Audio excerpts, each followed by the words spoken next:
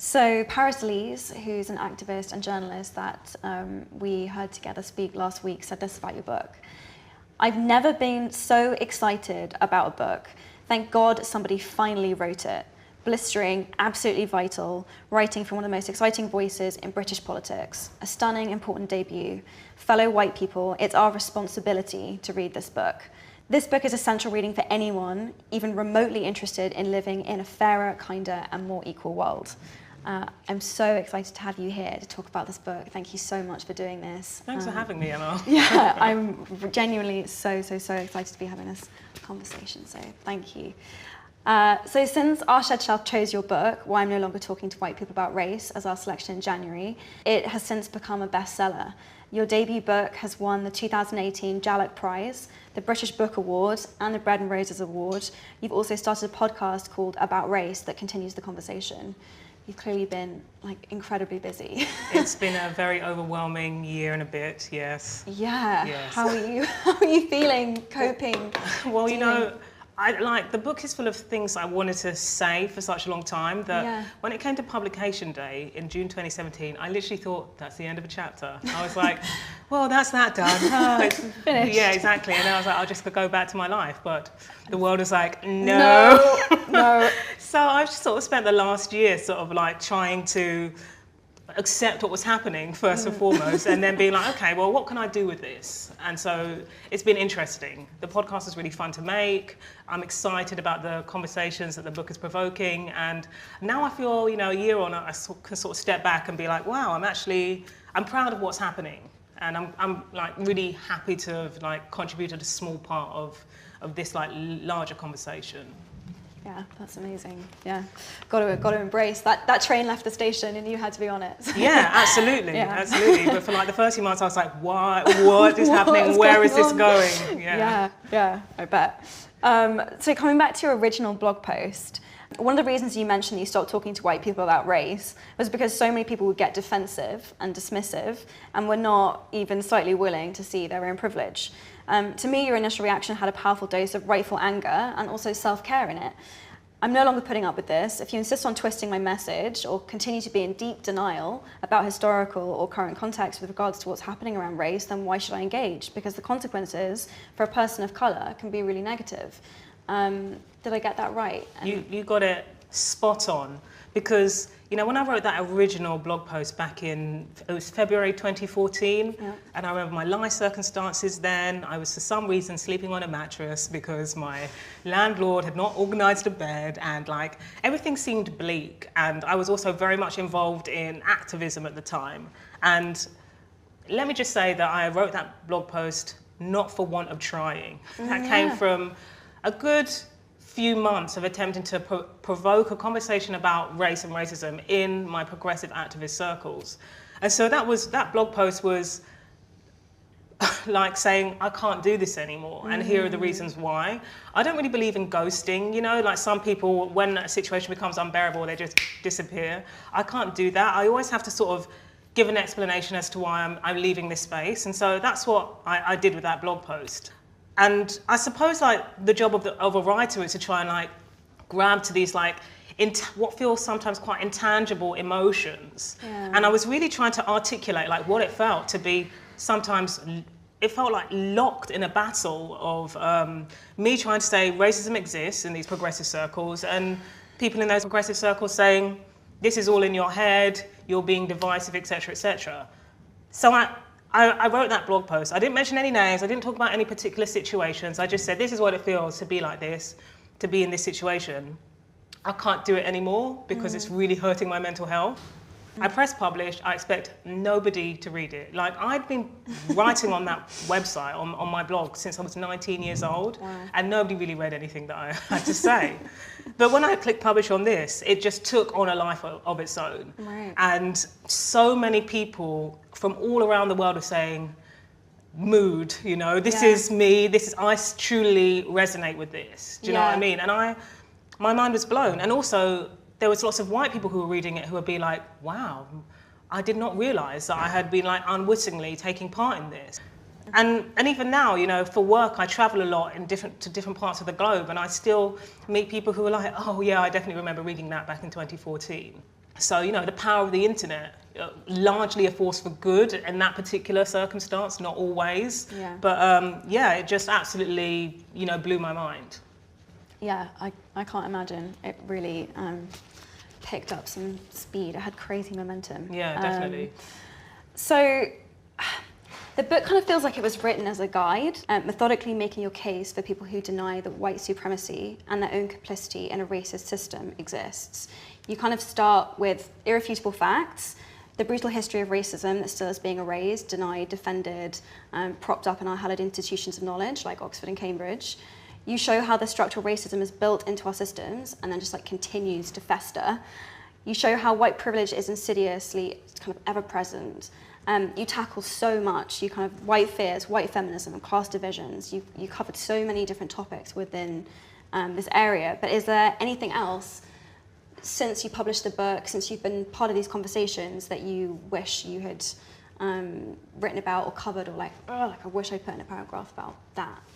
I'm going to say that that book was a real encapsulation of a lot of my thoughts over the span of a good 7 years. And I don't think there's anything that I didn't cover that I wasn't thinking then. But now I'm really interested in how these things affect our mental health in particular. Oh, wow. Because I think that racism really negatively affects your mental health if you are subject to it in a terrifying way. And I think that that's something that we're not speaking openly about. Yeah. Probably because, you know, anti-racist movements are, you know, built on this idea of strength and defiance and resistance. And it can be scary sometimes to pipe up and be like, you know what, this is really chipping away at me. Yeah. And when I think about that initial blog post that I wrote, it was speaking about the micro and the macro. I was talking about dynamics of society, and I was talking specifically about how that was affecting me and my mental health in particular, because there were times when I was involved in those activist sort of conversations that it literally felt like an onslaught.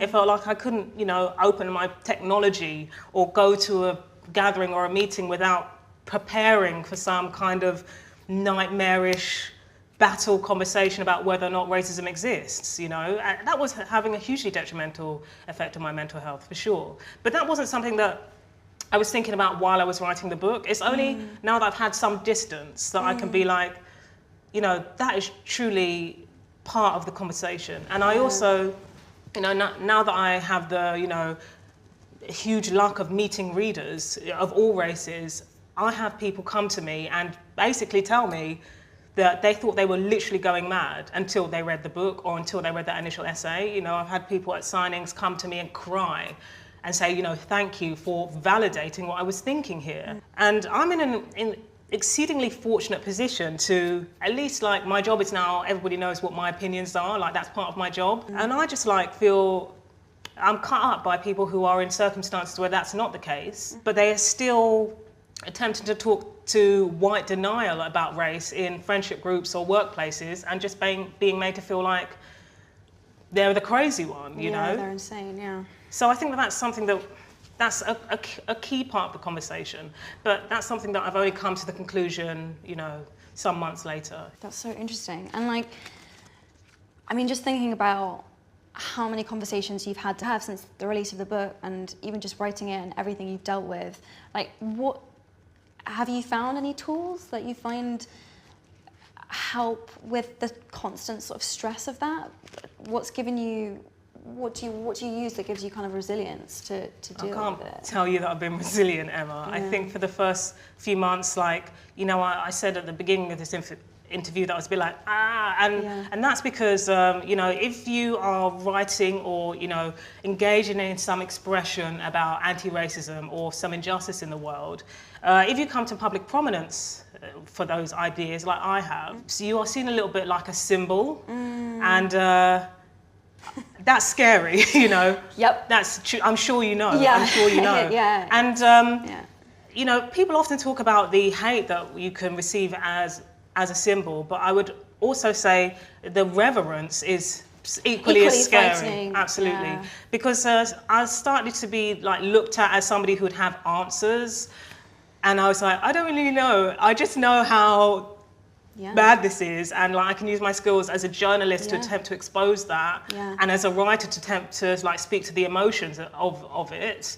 But I can't tell you how to live your life or how to move forward. And suddenly you're like this prophet where everyone's like, so okay, great, you've written this, now give us the answers. Exactly. And you're like, exactly. And I suppose like how I had to like over the last year, how I've built resilience to deal with that is to retreat from the sphere somewhat, and sort of like get in touch with who I am as a human being, rather than a symbol of any particular like, you know, anti-racist discussion.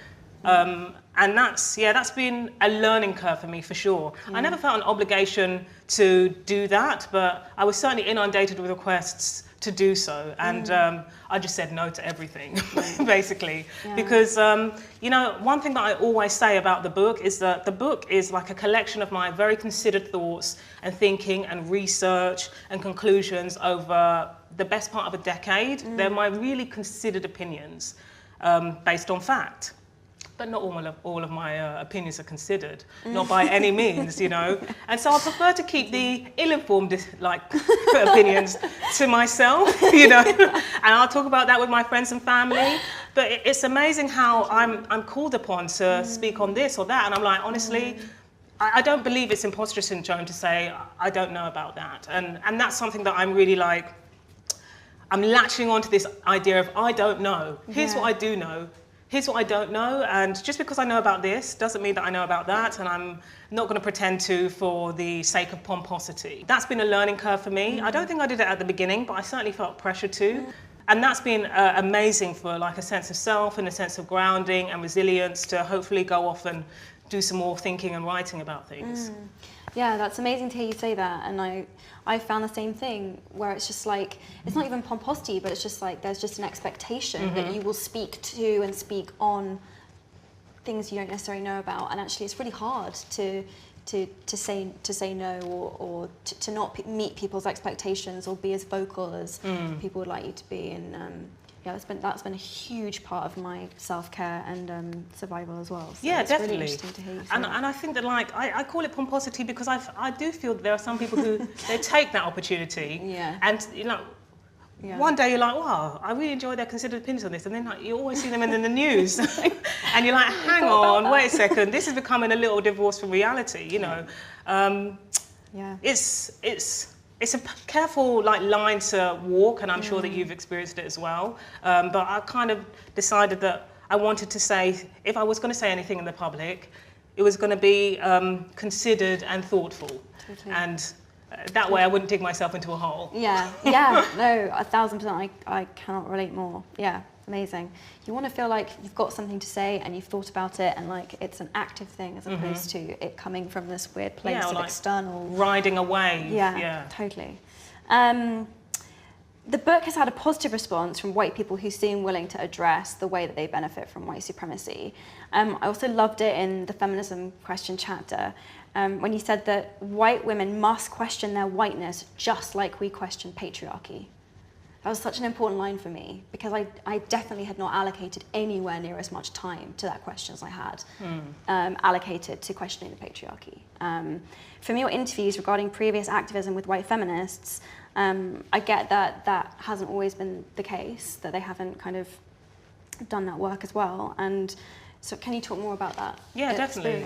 I think it's quite interesting because like your like piece that you wrote on Our Shared Shelf to sort of intro the book to the book club was really interesting, your self-reflection on that. And then I felt like there was this conversation happening where it's like, right, well, the conversation's over, like Emma Watson has spoken, and like, like racism and feminism is over now. And that was the vibe that I was getting from some people, for sure. Wow.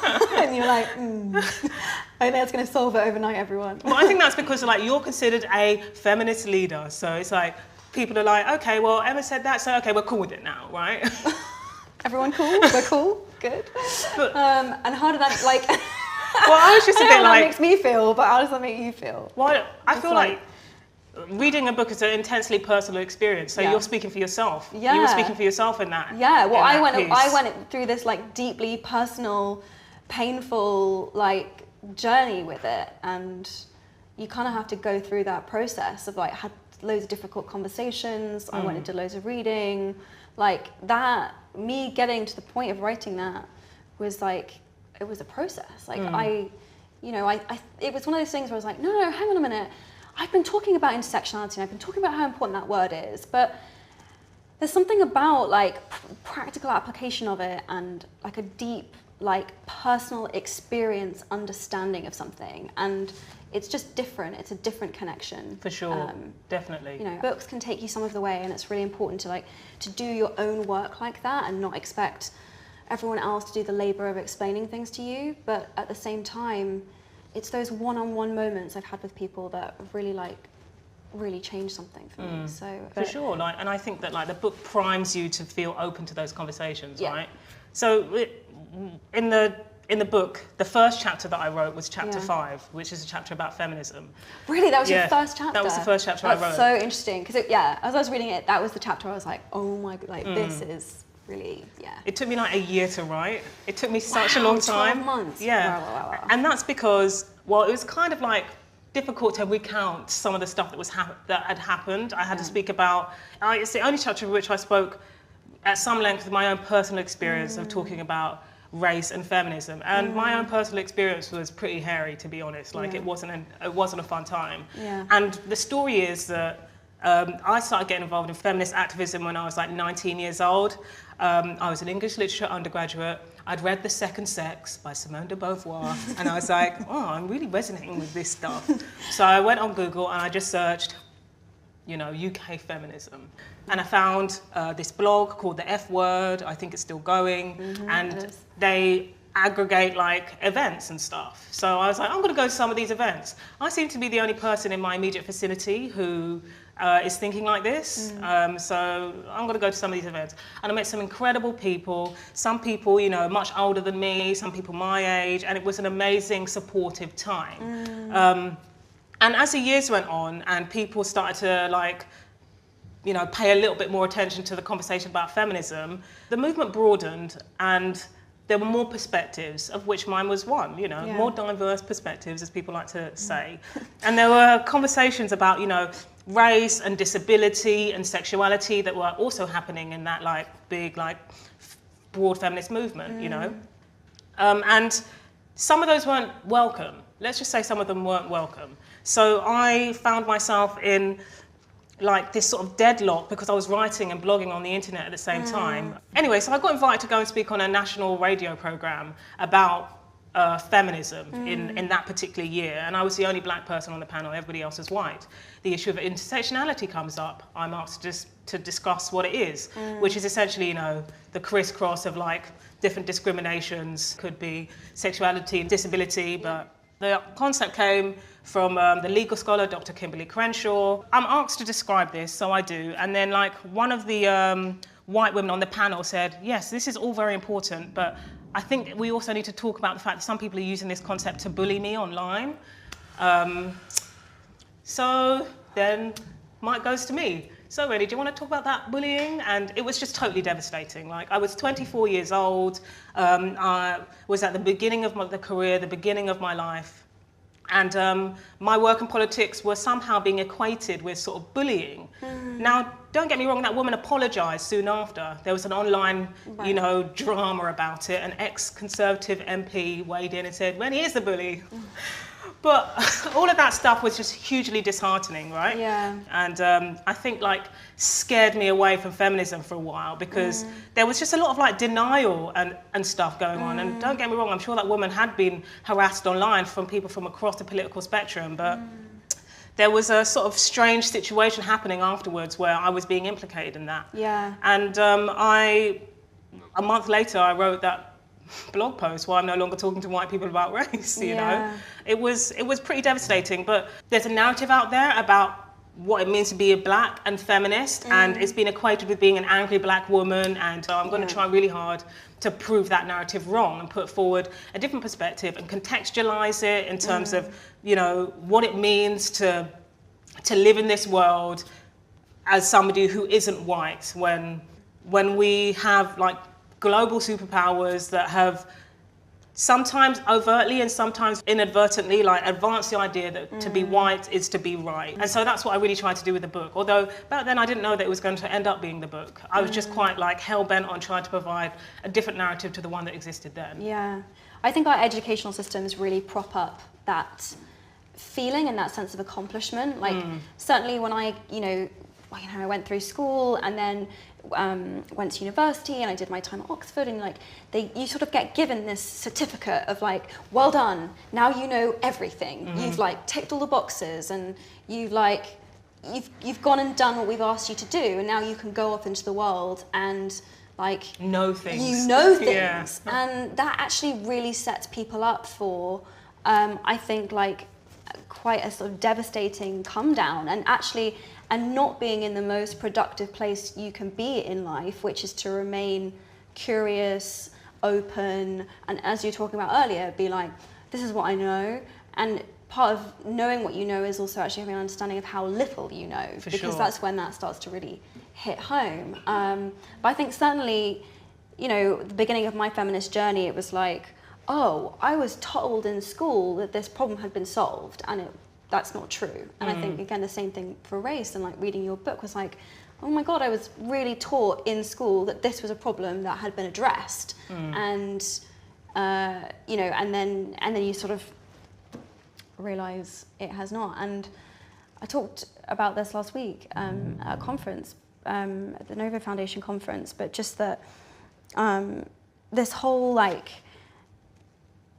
this phrase that politicians have been coining, which is like being a voice for the voiceless, and how problematic that is, because it's just that, okay, because a set of opinions or information isn't in the mainstream does not mean that people haven't been shouting about it and talking about it a lot. With that sort of question of education, I think that one thing I sort of realised very quickly when I was being involved in feminist activism is that a lot of the white women around me were saying, well, this isn't an issue, why are you bringing it up? This is divisive, because they had gone through the same British education system that I had gone through, that sort of said, this isn't an issue. Yeah. And I only knew it wasn't because anecdotally, if you grow up not white in Britain, people are going to be like, just watch out for this. And by the way, there was this back in the 80s, and there was this and there was that, and just it's almost like an informal supplementary education that you get, right? And if your family or your social circle has never been affected by that, then why are you going to know? Yeah, I think there was another narrative that I really held on to really tightly, which was in America, they have this really big issue with race, and actually in the UK, our issue is more to do with class, or I can't even remember what I would say, but in my mind, I sort of compartmentalized it like that. That was another narrative that I had come across and had kind of taken on as being the truth. For sure. And I think that American politics and British politics are really different and often more polarized, so perhaps, plays a larger role within the media and within the international space, but I think that we have exactly the same problems. Absolutely. I mean, it was the transatlantic slave trade, it wasn't the US slave trade, and Britain played a huge role in that. Yeah. I mean, I really admire the work of people like David Olusoga, who wrote Black and British, that came out a couple of years ago. It's sad though, and I also pulled on the work of a self-taught historian called Stephen Bourne, who I pulled on his work a lot and read it in the British Library when I was researching the book. But I read this piece from a history teacher in The Independent last year, in which he said, I'm being asked to teach a whitewashed curriculum here. And I went through that education system, we all did. This history teacher basically said, the only thing that's given me hope is that my pupils are literally interjecting as I'm teaching, being, but sir, what about this and what about that? And that's a really bad situation. Yeah, it is. I think recently, for the last year, one of the most intense feelings I've been having is just a real sense of betrayal for my education, because I was a really dedicated student, and no one really kind of expected me to be taking my education seriously when I started working so young, and it was something that I really fought really hard for, and I poured so much of myself into it. And then to come through all of that and actually just be like, there are these just gaping holes in my understanding, in my history. And the first moment of understanding my some of my cognitive dissonance was actually just even going to America and then sitting in I did a history of the modern Middle East class, and then just being taught part of this history about Churchill dropping bombs on certain parts of the Middle East. And I literally looked around, literally turned around to the back of the lecture room to see if anyone else was freaking out in the way that I was, realizing that I was like, hang on, this is just like, there's just like this blank space that, you know, I just never knew anything about. And I was like, wow, I feel really, this enormous sense of betrayal. This should be such a bigger part of the education that we receive. For sure. How to treat each other well. It's kind of like very elective at the moment, you know, like you have to become an adult or perhaps go to university and then take a literal elective module, or become an adult and be interested in these things and then go and buy the books. If you're lucky, you'll find it in a bookshop. Otherwise, you're going to have to go to some like obscure library. But you know, when I was in secondary school and learning about the two world wars, there was this word that came up a lot, jingoistic, which is like this excessive, uncritical patriotism. And that word comes up in my head a lot when I think about how Britain is like reckoning with its history, which is often a kind of like really defensive, uncritical denial. And that's worrying to me. Let's just say that for sure. Yeah, it is incredibly worrying, and I think, yeah, as we talked about before, I think it's going through those institutions and being given this false sense of, you know, that like stamp of like, okay, you know everything now. Into the world you go. Yeah. You know, and actually that not being the case, and then people don't arrive at things with an openness and a sense of curiosity. They arrive with this incredible sense of defensiveness. For sure. Kind of like, well, what do you mean? Like, you know, this is, and then people even go so far as extreme as being like, this is bullying, which is really saddening to see. It must have been, if you kind of went to these feminist, the F word meetings and groups to kind of feel like, oh, these are my people. They're seeing things the way that I see, like, this is my community, this is my tribe. And then to actually realize that, you know, to be spoken to like that, like, that must have been incredibly, like, painful. Yeah, I felt very Because you already alone. feel very isolated, and then to feel isolated from the group that's meant to not make you feel that way, that must have been very painful. When I was at uni, I was the only feminist on campus, let's just say that. Like, it was isolating. I remember working on the student paper and talking about feminism to the overwhelmingly like male student paper staff. You know, you're all voluntary, everyone's doing it because they like to write. And I always used to get laughed at. And then I remember once going into the office and somebody had stuck up like images of page 3 girls and stuff. And so that was upsetting. Then you sort of like go into this situation where you're like, okay, people get it. People get it. Yeah. And don't get me wrong, I think IRL, like amongst like actual people in real life, like these environments were so amazing and supportive and incredible. And I also found myself involved in an activist group that was called Black Feminists, which was about, I would say like, now we'd say like feminists of colour, to essentially discuss like issues to do with race and gender and feminism. But I would say that the biggest divisions I saw were mostly online, not offline. Yeah. Offline, it would happen in situations where like there'd be a large feminist gathering, then it split off into groups, and you know, I discussed this in the book. Somebody on the Black Feminist sign-up sheet wrote, why?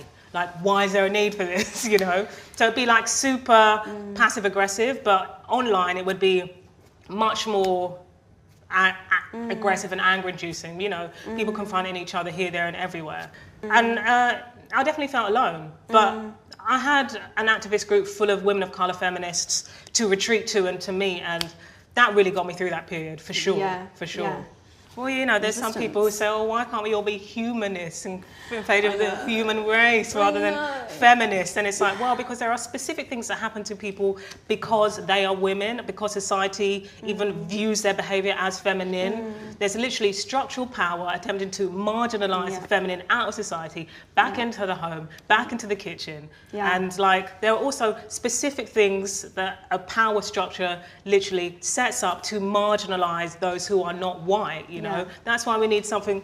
It's annoying to have to keep saying. I know. But here we are in 2018. Here we are. But yeah, like feminism is needed as a word because it addresses that there is a problem. And in order to solve a problem, it has to be visible. And without the word feminism, the problem becomes invisible again. Absolutely. And then there's nothing you can do. And same with race, same with... It's just annoying when feminists can see one argument but not the other. Yeah. And then you're just like, wow, this is a real uphill struggle. It's just yeah. In fact, I'd say that the power dynamic is very similar, if not absolutely interlinked. So. Yeah. Audre Lorde, the failure of academic feminists to recognize difference as a crucial strength is a failure to reach beyond the first patriarchal lesson. In our world, divide and conquer must become define and empower. That quote just blew my brain open, because I think I did have that anxiousness around like, oh my God, well, if we're all going to be in these tiny factions, and if everyone's going to put a word in front of feminism, how are we all going to come together and solve the problem? Like, unity, we need to all be together, my brain went off on that track. And then I read that quote and I was like, wow, actually that's not where the strength lies at all. It's by understanding our differences, understanding the subtlety and specificity of all of those differences that's going to make us really strong. For sure. I loved it. For sure. Yeah. Love Audre Lorde. So cool. What a babe. I'm going to do another Audre Lorde quote now as well. You end the feminism chapter with a quote: "Your silence will not protect you. Who wins when we don't speak? Not us. Do you have a guideline for when you decide to engage or when to walk away?" Okay, so I'm asked this a lot, and what I usually say to readers is if somebody is obviously being trolly or playing devil's advocate, which I personally don't believe in, because I think the devil is fine, doesn't need help, certainly doesn't need advocates, he's cool, is if you sort of get that vibe from somebody, then just feel free to step away. And there's a kind of baiting that happens, a baiting, which I feel that you can just be like, you know what, no thank you. Yeah. But when it comes to actually engaging, so I understand that it can be incredibly hard. I literally had to write a book of 80,000 odd words in order to try and get across what I was trying to say in Facebook paragraphs and conversations at parties, and things like that. So I would always say, if you want to engage, there are ways to do it that don't involve a literal face-to-face conversation to somebody who is committed to denial and literally does not see the inequality in a situation. And that's why films are amazing and books are amazing and culture is amazing. And sometimes people sort of say to me, oh, well, how could you have written this book saying you're not going to talk to white people? Here you are. And I'm like, well, that's part of the process of writing a book. You have to actually go out into the world and discuss it with people. And I love how they're I'm making such a smart, pointing out such a great point. I think I've heard, if I had £1 for every time I'd heard that, I'd have a pile of coins on my desk. I wouldn't be a millionaire, but I'd say maybe 50 coins. Yeah. Anyway, that's good. Okay. But for me, a way to engage in a productive way was to channel my anger and my research and my rage and all of my thoughts about it into an expressive endeavor. Yeah. And that's what I always say to readers in particular who are I don't know how to do with this is so difficult, is channel it into something expressive and productive, whatever that might be for you. And sometimes, particularly when it's a friend, I say, you may need to get new friends. Yeah. Which is a sad thing to say, but it is the case, for sure. One of the reasons I love the histories chapter of your book so much is that A, there was so much in there that I didn't learn in school, which we've already talked about, and B, it feels like one of the first steps to effectively fighting racism is to just own that history and acknowledge our complicity in it and our structurally racist society. As a nation, Britain has to confront this history. Do you see signs of us moving in that direction at all, of this being taught in schools? Are there any glimmers of hope? I checked, there's 2 petitions on the petitions.gov.uk website. Both are no longer live because they happened in the last government. So I used to say, oh yeah, there's a petition, sign it, but it's not live. So that's distressing. That is distressing. I think that a situation that's emblematic of where Britain is with this conversation is something that happened to the University of Cambridge Student Union's women's officer at the end of last year. Her name was Lola Olufemi, black girl from North London, found herself studying at Cambridge. That's rare in itself. Yeah. And I think she was one of the people involved in writing a letter to the university saying, hey, for this particular course, let's decolonize the curriculum and consider engaging in the perspectives of non-white authors, particularly, those who have diverse perspectives. Let's include. She didn't say censor, she said let's include. And the nightmare that she endured, mostly from the British press. The Telegraph put a picture of her on the front page, somebody who's just graduated, about to start her life in the world. And trying to find a job. Exactly. Saying that she was forcing Cambridge to get rid of white authors. And she then endured a torrent of abuse because, you know, from strange people in the world who saw that headline, and it was a whole hoo-ha about a letter that she'd signed. And I think that's a really good, I mean, it's horrendous what happened to Lola.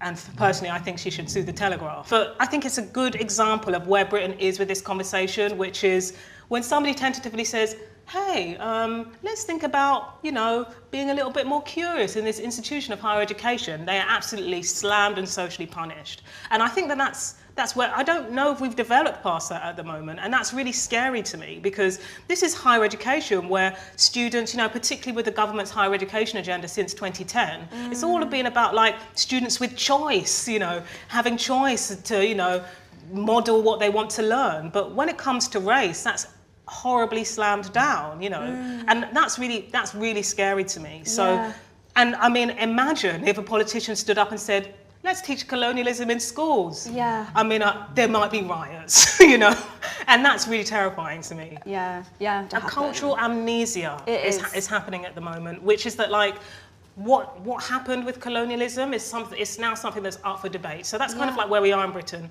We're going to debate it. Was it good? Was it bad? I think that like last year there was this whole thing going on in like academia Twitter where people were annoyed because there were some arguments being put forward. Actually, colonialism was good, and it's like, and the country tried to move forward from that, and it's like, but at the moment we're like in this weird like debate place where it's like we're trying to debate whether or not this was good or bad, and it's not nuanced and it's not healthy, and it feels really disconnected to me. It feels really like there's like this lack of connection to the tangibility, the realness of it as a thing. If it's being kind of debated in this really like distant academic way, then there's none of actually the emotional connection to it is gone, and it just seems we need this understanding to understand our country. We need to understand it to understand exactly who we are as a nation. Who are we? Yeah. The director of the Institute of Race Relations, his name is Ambalavana Sivanandan. I think I'm pronouncing that right.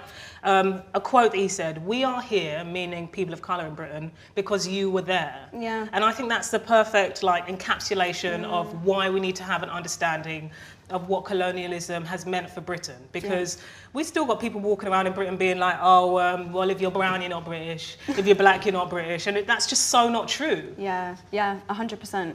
You've said previously that reading the work of trans writers online helped you to understand more about trans rights. How has learning about the gender spectrum helped your work talking about racism? For sure. I mean, I think that one of the things that reading the work of trans writers and trans people who are involved in activism has really taught me is to question the gender binary in the first place. It's actually like wild to me to understand, wow, like I sometimes feel like I couldn't relate to somebody unless I knew their gender. Yeah, you know, like I recently inherited a pet, and like, I didn't know the pet's gender, and I was like, well, is she, he, I don't know, and that's ridiculous. Yeah. A fluffy animal, like it's not actually necessary to like relate to the animal, right? Yeah. So, but another thing that it sort of really taught me is how, you know, I'm not somebody who's ever been particularly vocal in the conversation about trans rights. I've just been like a passive supporter. I'm like, yeah cool, I support you. Yeah. But I realise that like, I'm literally being a well-meaning white liberal in this situation, which is like, well, it's not really my neck on the line. I support them, that's it. Yeah. You know, like I can luxuriate in a passivity because it's not my neck on the line. When I did in conversation with the author Chimamanda Ngozi Adichie, and she said when she was, you know, had her feet held to the fire, it was something she said about trans people. She said, I understood what it was like to be the white person in this situation. And I think that like, that's what reading trans work has taught me as well. It's like, I understand what it's like to be a white liberal in a situation where you're like, yeah, like I support this, and you know, I want everyone to do well, but I'm not going to do anything. And that's been something I've been truly reassessing since the book's come out and since I've been given like a national voice. It's like, I need to nail my colours to the mast. I need to like be public about condemning the disgusting transphobia that's been happening in the British press. Yeah. Because just passively saying, yeah, I kind of support this, and then just not doing anything is just not good enough. I was so sad to hear what happened at our Pride March in London a couple of weeks ago. That made me really sad. It was horrendous. It was despicable. It was despicable. Yeah, not okay. Okay, so your book was really eye-opening for many white women. Do you feel that it comes across as irritating or presumptuous to hear well-meaning white women speak on the topic of racism, even if they're genuinely trying to wake up from the dream, as described by Ta-Nehisi Coates? Can you be a credible advocate when you can't actually know firsthand what it feels like to experience racism, and more specifically, when you still benefit from the privilege of your whiteness? Because I think certainly at the beginning for me, some of it was around like, oh, I just don't know well enough to talk on this. Some of it was also just around my like genuine ignorance. But I'm curious, like, how do you feel about that? Well, I kind of, for me, you know, I talk about whiteness with a capital W as a political ideology, and I feel the book is literally attempting to point to that political ideology, much in the way that feminists understand patriarchy to be a political ideology, right? So, and I think that this is an ideology that we can say, I don't agree with that. I opt out of it. And I think that anyone of any race can opt out of it. That's truly what I believe, because it's totally reductive to be like, well, white people think like this and black people think like that. There's plenty of black people who are literally like paid up members of that ideology, you know? And similarly, there are white anti-racists who are literally distancing themselves from it all the time. So I think when it comes to white people who are interested in anti-racism and want to be advocates, I'm like, fine, but don't go to people who are actually dealing with it, like talk to other white people about it. That would be a great thing to do, you know? Because it's more about who you're speaking to, exactly, as opposed to what you're, and where you're trying to make that change. So somebody coming to me who's like read the book and is white and is like, wow, it was a revelation, it was this or that. I'm like, that's cool, but like, as you know, I wrote it. I'm good, so we don't really need to have this conversation. Go talk to somebody else. Yeah, where it actually like will have an impact rather than explaining somebody's like experience to them. Don't preach to the choir. Exactly. Go and find someone that isn't part of the choir. Exactly. Okay, so a few questions from OSS members. There were some really, really good ones. What is the one thing that you want people to stop asking you about when it comes to race? I think it's going to have to be the question, well, what can I do? Because there's a reason why I'm a writer and not a politician or a cult leader. And the reason is that I wanted to like be able to express and call attention to and name things that weren't being named. And I feel at this point I've probably done a good job of that. But I certainly don't want to be like prescriptive about what people should be doing about it. And I think something that sort of like scares me about how the book is moving around the world is how sometimes my readers are really ready to hand over their agency to me and be like, I find this so awful and terrible, so Rennie, what should I do about it? And I'm like, no, that's not what I wanted to happen at all. I wanted you to feel empowered to be like, right, I'm gonna actually tackle this and make some change. I need to examine, how can I go about doing that? And that scares me, that worries me. It's a hard one, because I often find that actually, I find it quite debilitating, realizing that I feel like, oh, other people know a lot more than I know, so I should just defer to them. Or like, I don't, and it can be, and it can be that way, but I guess it's like, I love that phrase, like, forget your perfect offering. Like, you don't have, like, somebody that I was actually at a trans training last week and speaking to a member from that community, and I was just really heartened to hear her say, like, yeah, just forget your perfect offering. You don't have to do it perfectly. Like, people do notice and care about your intentions, and as long as you're like open and willing to learn and receive feedback and do your own work, then don't not get involved, not say anything because you're so concerned that you have to do it perfectly. For sure, That's a really absolutely. helpful comment. Because I cannot co-sign or like approve, okay, that's the right thing to do. And you are doing that perfectly. And I think that's really weird and dangerous for me to do that. Like, I just want people to feel equipped and empowered. Yeah. That's what I want. Yeah. And I'm not saying that all my readers are not feeling empowered. I think that I've heard some incredible and amazing stories from readers who have told me what they've been doing after reading the book. You know, putting up displays of like authors of colour in, you know, primary schools, or one book's talk, a little boy, he must have been like a teenager, so he wasn't that little.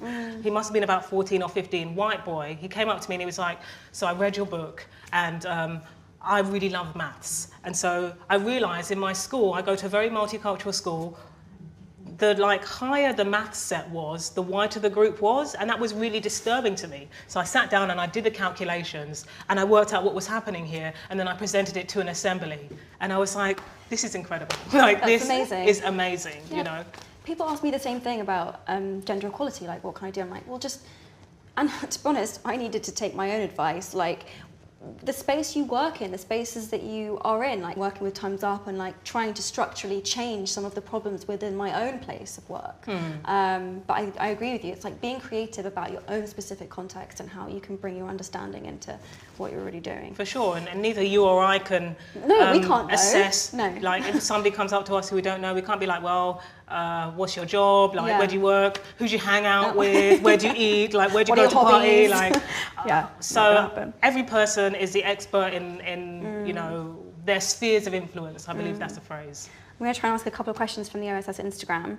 So my mum is a junior school librarian. Can Rennie suggest any books around the topics of feminism, race and intersectionality for younger readers? For sure. I mean, I think that like, first of all, like think about those as themes rather than topics for younger readers, because those themes crop up a lot in books for younger readers, often from authors of colour. So I brought one of my favourites, which is Noughts and Crosses by Mallory Blackman, which is... Loved this book. Yes. I was obsessed with this book. I haven't read it since I was a child, but I literally like this Couldn't put book, it down. which is essentially like a dystopian, like, future where the racial power dynamic has flipped, is incredible. And I believe it's set in Britain, and Mallory Blackman, like Black British children's author, so talented. And there's a bit in this book that resonated with me when I read it as a child, and it's the description of Callum, who is the white character, who's lower class.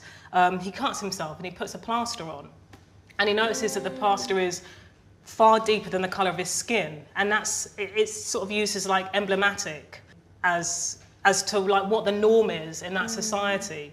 And that really set my head spinning as a child, to think about the plasters that I had in my bathroom cabinet and how they certainly weren't my skin colour. So yeah, and there's also something really beautiful about the metaphor of like even the wound that you try to heal, even like what you try to put on to heal the wound isn't the right medicine or colour or cover or whatever else. It's really deep. In your book, you discuss how the conviction of Stephen Lawrence's killers was a missed opportunity to have a public conversation of racism and its lingering existence institutionally and structurally. Do you feel like constructive conversations on race have been able to happen in response to current recent events, specifically the royal wedding? So I think that the royal wedding was really interesting. I personally took a vow of silence around the royal wedding because I was being asked constantly, hey, come and be a pundit. But one thing that I thought to myself was, these conversations about race were happening. I often saw some of my like activist friends on the TV discussing it, and I thought, these people are amazing at talking about current events in general. Like, why are they only being hauled out to discuss race? Yeah. One of the things I sort of said was, the way that the British media wanted to discuss it was almost like it was a Obama moment. But the truth is that like, two people met and they fell in love, and I'm happy for them because love is great. Yes, and love is awesome. But no one was elected here, and so I thought it was a bit of a red herring to discuss it nationally as though, you know, Britain had elected Meghan Markle. What happened was that she fell in love with Prince Harry, and I'm happy for them. And like, I watched it like everyone else, and I was like, oh, weddings are nice. Like, but it wasn't. It wasn't a like reflection of what society has elected. It almost felt a little bit like a balm after Brexit and all of those things, you know, because then people were like, yay, this is like Britain's multicultural society. And I'm like, that's not actually what's happening here, and I'm happy for them. So Yeah. I sometimes worry that, you know, the people who commission these sort of discussions are a little on la-la land when it comes to these things. And the truth is that there's still real injustice happening. So maybe put the mic there. Yeah. Not saying don't cover the wedding, it's nice, but like, let's not disproportionately say that this is a balm for Problem racism in the solved world. now. Yeah, Exactly. problem solved. Okay, I'd like to end by just thanking you. And Thank you. for talking to me, answering all these questions. Last question. If you could pick a book for our Shed Shelf readers, what would it be? Okay, I also brought this book. This is one of my favourite fiction books. This is for you, actually, because I've already got a copy. Thank you. I ruined mine in a hot tub. Great story. It's August Town by Kai Miller, one of my favourite fiction books I've read probably in the last decade. It's set in Jamaica, and Kai Miller's a Jamaican writer, although he taught in the UK in Manchester for some time. And it's a rich, gorgeously written story about life in this particular area, August Town, and race and gender and religion and structures of power, and the concept of the term Babylon, which essentially, I guess, means like white structural power. It's an amazing book, and Thank you you. absolutely need to read it. Okay, amazing. Amazing. I'm just sitting on my hands waiting for Kai to write another work of fiction. It's really nice actually to have a piece of fiction to sort of balance your non-fiction contribution, so this is really exciting. Thank you. Yay. Definitely choose it for the book club, for Okay, sure. like, get it in there. Okay, I need to speedily read this. Excellent. So nice talking to you. Likewise, Emma, and thank you for That's signal awesome. boosting my book. My pleasure. Thanks.